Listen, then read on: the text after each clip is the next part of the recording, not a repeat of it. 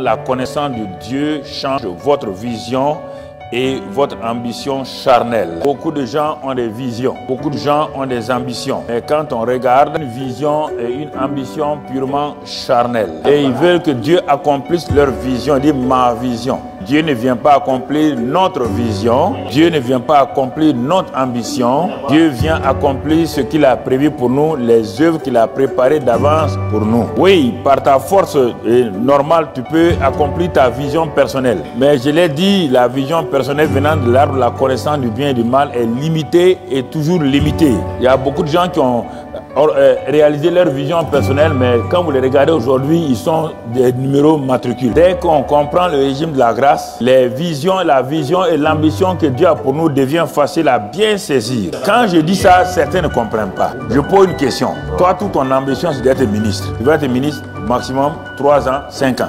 Et tu vois beaucoup de ministres en ville qui ne sont même plus, qui ne sont que des sinistrés.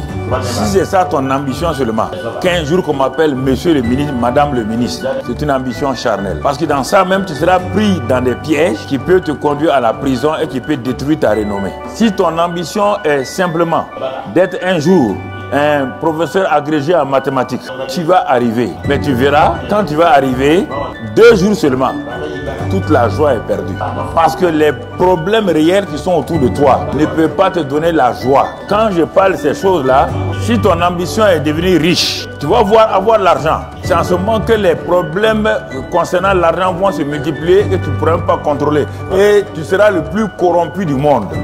Mais si réellement tu te tournes vers le Seigneur et dans cette vision, dans cette ambition-là, de faire la volonté de Dieu, quand Dieu te donne la richesse, comme c'est dans l'ambition, dans la volonté, dans la vision de Dieu, tu verras que cette richesse-là va te donner un repos parce qu'elle va te servir pour aider ton prochain et faire vraiment la volonté de Dieu. Et si par la grâce de Dieu, on vient t'appeler pour être ministre sans que tu n'aies lutté par des partis politiques, on te fait confiance, tu verras que ton temps de ministère sera un temps utile pour le ministère. C'est ça que je veux te dire là. Si tu ne comprends pas ça, tu peux continuer. Tu as vu des gens qui t'ont dévancé, mais tu les vois aujourd'hui, plusieurs n'ont même pas atteint la retraite. Plusieurs de ces gens aujourd'hui ont des maisons à Ouagadougou, ils ne peuvent pas dormir là-dedans. Ils sont riches, je les connais, ils ne peuvent même pas dormir là-dedans. Ils dorment dans la maison du gardien la nuit. Leur richesse n'a rien servi, ils ont pris en otage leur âme. Mon frère, ma soeur, l'ambition de se marier pour les jeunes filles, il ne faut pas avoir une ambition de se marier coûte que coûte. Le mariage ne résout pas ton problème. Le mariage va te créer d'autres nouveaux problèmes que tu ne peux pas maîtriser si tu n'as pas maîtrisé d'abord la première partie de ta vie. Il y a beaucoup de choses que nous voulons, mais en réalité, on les a, on les obtient. Ça nous donne une joie extérieure. C'est pourquoi nous voulons amener les gens à la réalité.